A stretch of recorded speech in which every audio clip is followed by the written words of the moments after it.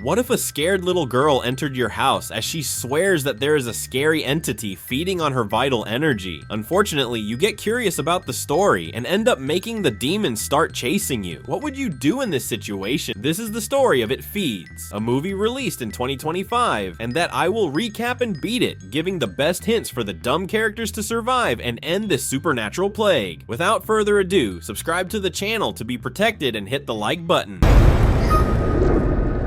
The story begins when we meet a therapist named Cynthia, who, even though she went to college in the medical field, the professional's strength is mediumship, a skill that allows her to enter people's minds and unlock traumas blocked by their minds. By doing so, Cynthia is able to make her patients happier and bouncer, well, most of the time. That's when we see Cynthia searching for a childhood memory in Larry's head, a man who had a sinister moment with one of his high school teachers. The young version of Larry is inside a cage, a type of representation that gives the idea that his mind is purposely preventing him from remembering this traumatic event. The therapist says that only Larry has power there, and that he needs to get out of the cage alone if he wants to heal the trauma. However, the bald coach, or rather its representation in Larry's mind, orders the woman not to talk to Larry and also cuts her arm in a clear attempt to remain lodged in the dark corners of Larry's mind. Unfortunately, Larry doesn't have enough strength to free himself from his own mental prison, which makes Cynthia interrupt the session. We then see that all that was happening was inside Larry's mind. The curious thing is that what happens in that area also reverberates, which also applies to the wound she took on her arm. Larry apologizes for what happened, but Cynthia says that her job is to help people like him. As Larry works in a hospital, he says that the therapist's gift could help more people there, but Cynthia doesn't want to expand the business aggressively, as she says that confidentiality is essential for it to continue working. Who helps Cynthia take care of the patients is her daughter, named Jordan. Out of nowhere, someone knocks on the door of their house, and Jordan attends to it. Outside, there's a little girl called Riley. She says she got Cynthia's address with a mutual friend from the hospital named Agatha. The most surreal thing is that the girl seems to have seen a ghost, as she is very scared and begs to talk to Cynthia. However, Jordan says he needs to do a triage first. She asks what's going on, and Riley explains that there is an entity attached to her, and that it is feeding on her body somehow, which seems to be true, since we see that the girl's arms are completely burned, which indicates that she will need to apply some CeraVe stuff there. That's when Riley starts to have a BF, as she swears that the entity is there with them. Meanwhile, Cynthia is taking a break in the kitchen when she feels an itch in her precious ring. She then enters the room to find out what is happening, as she immediately sees the entity, a macabre figure with skin all burned. The presence leaves the medium crying on the wall at the same time that Riley's father enters her house and pulls his daughter out. Riley protests and says that Cynthia can help them, but the guy is stubborn and dismisses the psychic services, apologizing for his daughter's trespassing. As Jordan is that typical juvenile who thinks she knows everything, she says that her mom has the duty of helping Riley, since with great power comes great trouble.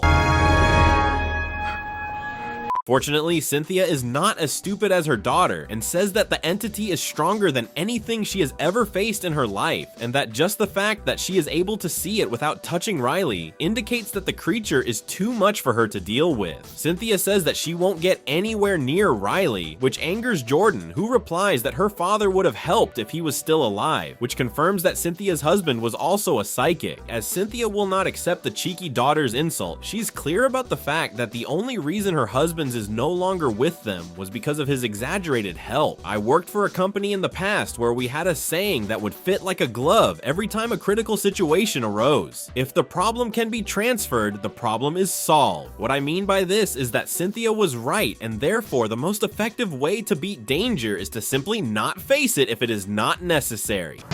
I am the one, the way your son don't. Screw it, as we watch Jordan being a spoiled teenager in her room. That's when she starts researching Larry's past and ends up locating the crazy teacher we've seen haunting the man's mind. Cynthia tries to make peace with her daughter and calls Detective Otis as soon as she finds out about Larry's teacher's real identity. Cynthia says that it would be interesting for the police to keep an eye on the school teacher, but Otis refuses unless the medium tells how she got that clue. As Cynthia cannot say that she has paranormal abilities, the woman earnestly asks him to reconsider her request. The cop has second thoughts and decides to send a patrol to meet the man at his house. On the next day, we find out that Saturday is bath day for Jordan, who takes care of her looks to go out with some friends. She tells her mother that she will arrive at night for dinner, but we soon find out that Jordan is a professional liar, as her goal is to go to Agatha's house, the woman who gave Cynthia's address to Riley. Since Agatha is not the smartest woman in the world, she is easily fooled by Jordan, who unfortunately gets the haunted little girl address. Upon arriving there, Jordan meets Randall, Riley's father, and who was Bobby, the X-Men's Iceman in another universe. The guy is annoyed by her presence and says that he doesn't need her or Cynthia's help. Randall believes that the ladies work for the Guardianship Council and is afraid of losing custody of Riley. Because of this, he just tells Jordan to go away in a not very nice way.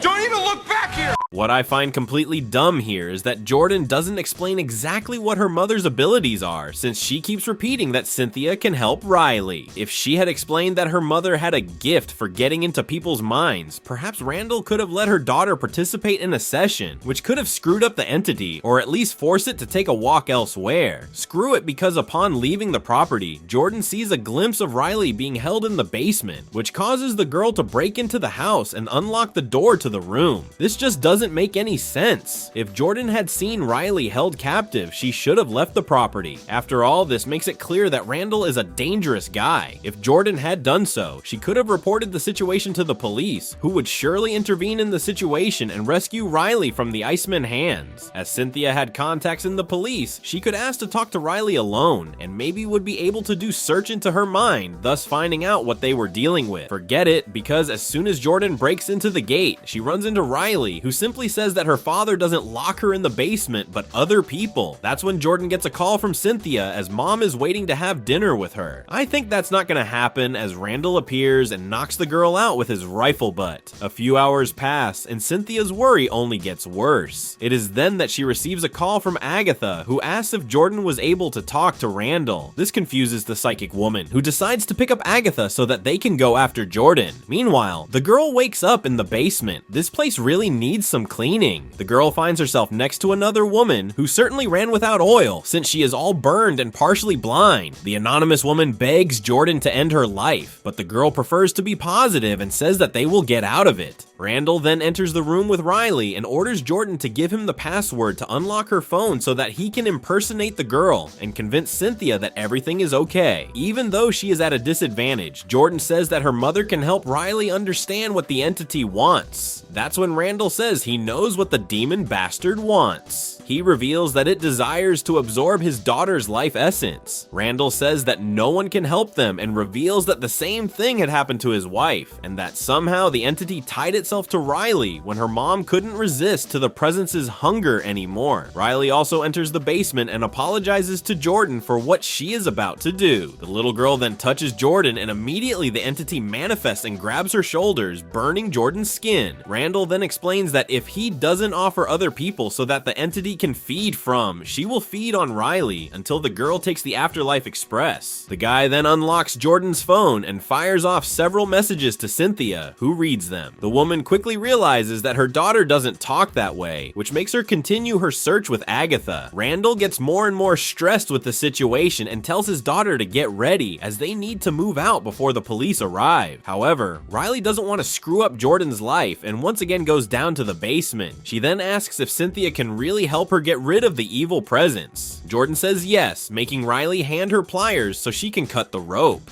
What?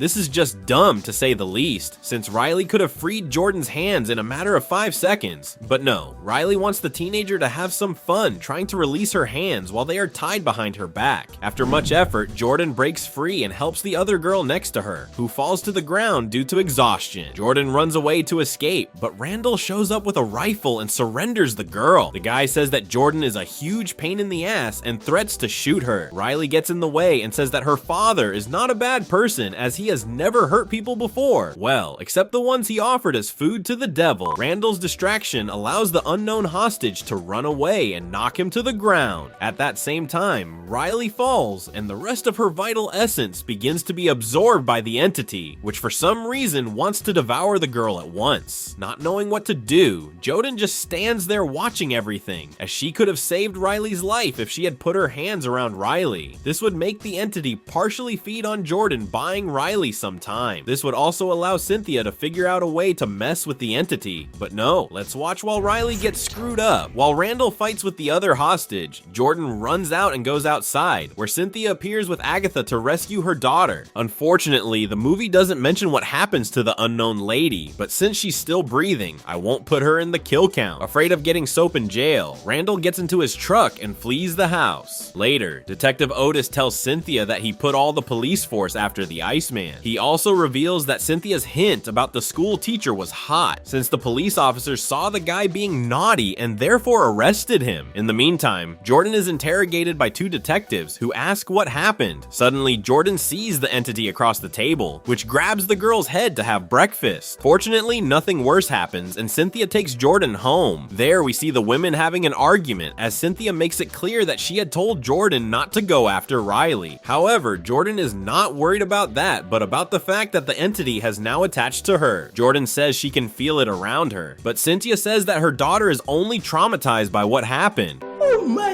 God!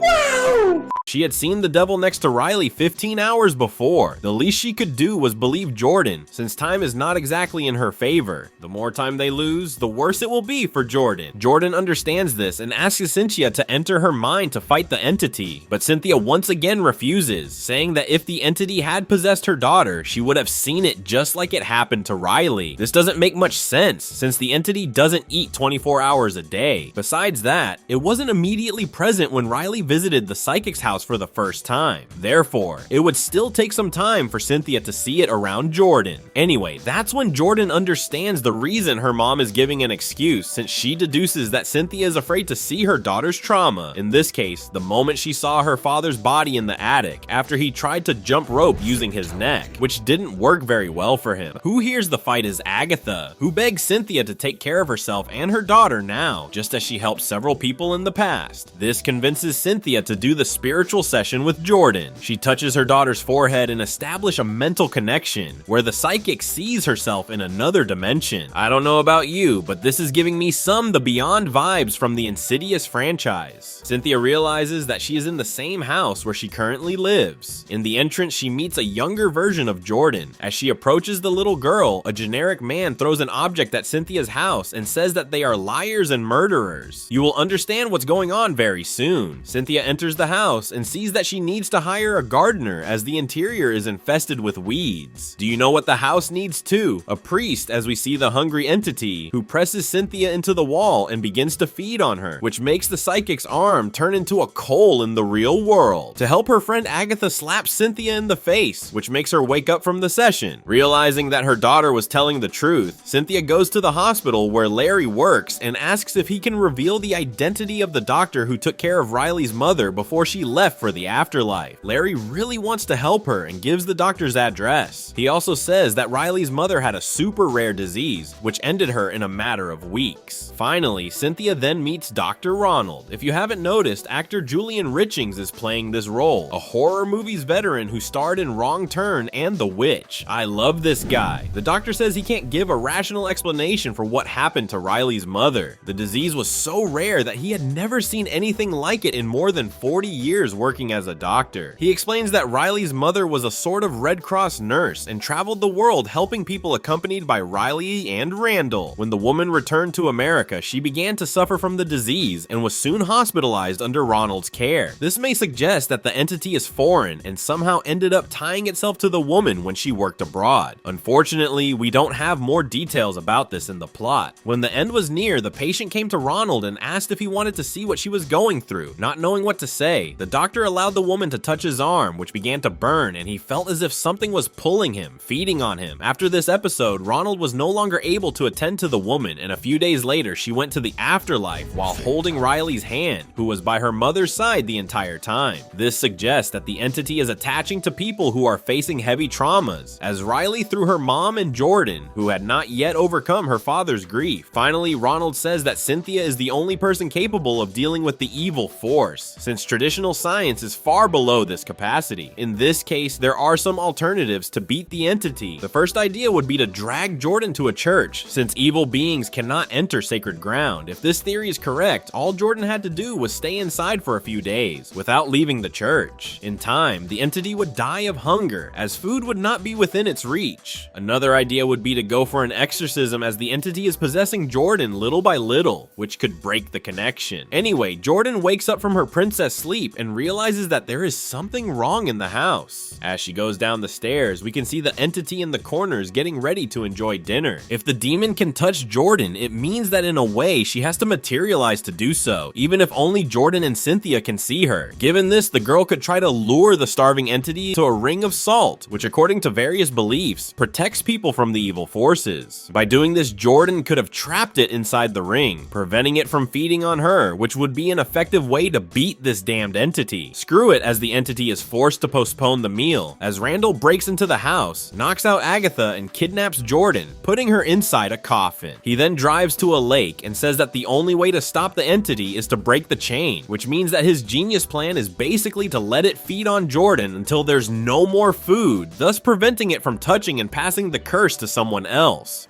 I'll make that deal. How about you bitch? You make that deal? I'd make that deal. I don't blame you.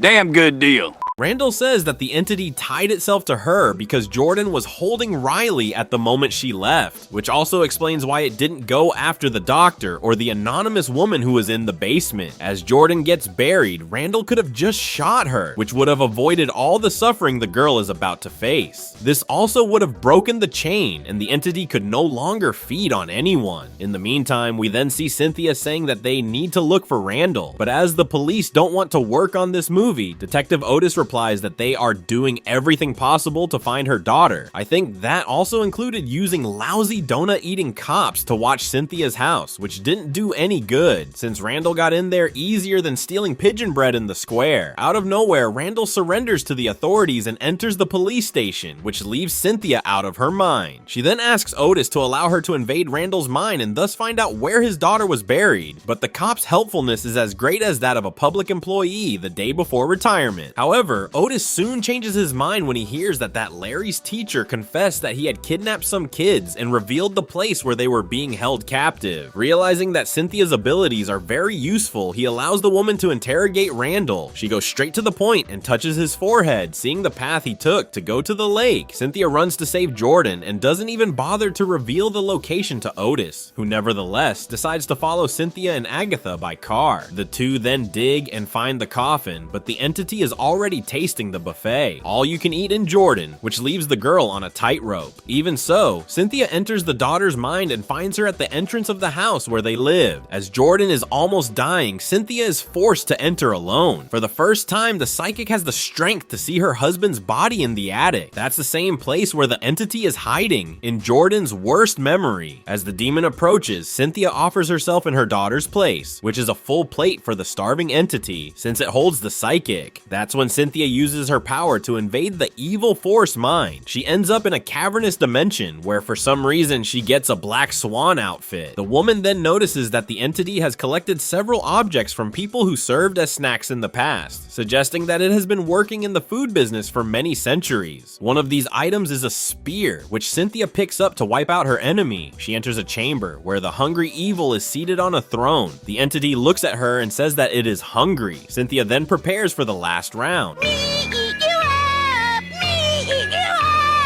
As the woman is in unknown territory, the entity uses it to its advantage and traps Cynthia with some weeds to taste her right away. In the meantime, we see Agatha trying to distract the police as she starts to lure the cops to another place in the forest, which includes Detective Otis. However, he doesn't fall into the trap and ends up finding Cynthia and Jordan. At least he is smart enough not to intervene in the spiritual session and stays there watching everything from the VIP area. When Cynthia is about to take a one-way ticket to hell, Jordan shows up and goes through the entity with the spear. We then find out that Jordan is also a psychic, as she uses this ability to enter her mother's mind and thus gives her that little strength. The two don't even blink to follow one of the channel's rules. Always finish the job, and that's exactly what they do as the ladies beat the entity until they break every bone of it. Cynthia and her daughter wake up from the session, and sometime later we see Cynthia entering Jordan's mind so that they can finally overcome the trauma of what happened in the basement. We then find out that Jordan's father